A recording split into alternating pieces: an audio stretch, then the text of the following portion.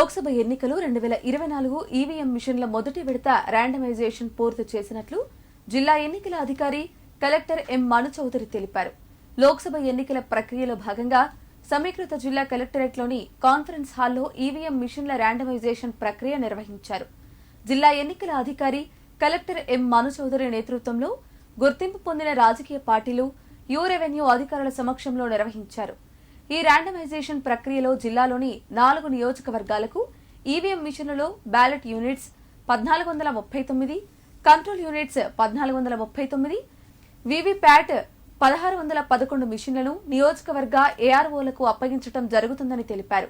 కార్యక్రమంలో జిల్లా అదనపు కలెక్టర్లు Garima Agarwal, Srinivas Reddy, Husnabad ARO Rammurthy, INC party ప్రతినిధి కె లింగమూర్తి, బీజేపీ పార్టీ ప్రతినిధి కళ్యాణ్ దాస్ పాల్గొన్నారు.